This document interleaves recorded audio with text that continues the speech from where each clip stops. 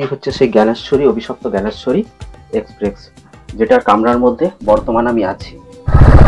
তো এই হচ্ছে সেই অভিশপ্ত জায়গা। ফাইনালি ফ্রেন্ডস, আমরা একটা কামরায় উঠেছি, S1 কামরা।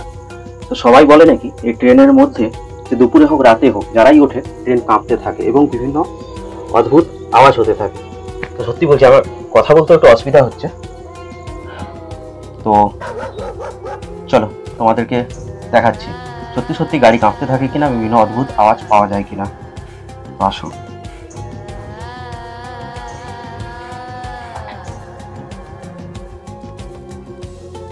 তো জাস্ট দেখো, ট্রেনের মধ্যে আছি।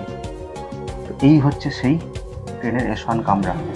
কামরাগুলোর অবস্থা তোমরা দেখতে পাচ্ছ, কিছু নেই, লাইট, ফ্যান এবং জাস্ট দেখো, তো দেখাচ্ছি আরেকটা জিনিস। দেখো, এই হচ্ছে সেই সিট, যেই সিটগুলোতে মানুষ তাদের শুভ যাত্রা শুরু করে। সেই সিটগুলোতে বসে প্রতিটা সিটে মানুষ, আমরা যখন যাত্রা করি প্রতিটা সিটে আমরা একটা আশা নিয়ে যাত্রা করি। কেউ ডাক্তার দেখাতে, কেউ পড়াশোনা করতে, কেউ বাবা মার কাছে যাচ্ছে, তো কোনো বাবা তার কর্মস্থল থেকে বাড়ি ফিরছে। তো সেই জায়গাটা থেকে একবার ভেবে দেখুন যে কি অবস্থা। একটাও মানুষ সেদিন বেঁচে ফেরেনি, খুব কম সংখ্যক। এবং এই হচ্ছে সেই ট্রেন, এবং ট্রেনটা সত্যিই খুব শুনশান। কিন্তু আমি, আমার একটা বন্ধু আছে বলে তো একটু তাও মনে সাহস লাগছে, তাও কথা বলতে অসুবিধা হচ্ছে আমার, গায়ের লোম খাড়া হয়ে যাচ্ছে। তো সত্যি কথা বলতে কি, তোমরা যদি ভিডিওটায় বেশি বেশি করে ভালোবাসা দাও এবং অবশ্যই কমেন্ট করে জানাও, এর রাতের নাইটে এসে একদিন স্টে করে তোমাদের সামনে এর সত্যতা আমরা তুলে ধরবো। তো আসো, ট্রেনের প্রতিটা জিনিস তোমাদের দেখাচ্ছি।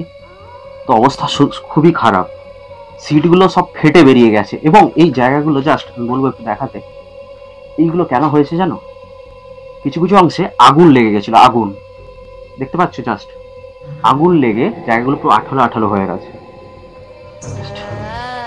সামনে নিচে গর্ত হয়ে গেছে। জাস্ট বাসা, তুমি কোনো আওয়াজ পাচ্ছ নাকি? কোনো আওয়াজ পাচ্ছ? কাঁপছে কোনো ট্রেন?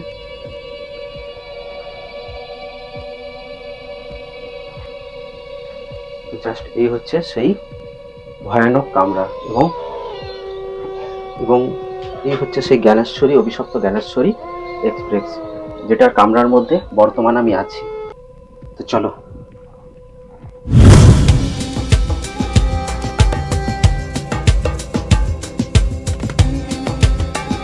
সবাই ভালো থাকো, সুস্থ থাকো।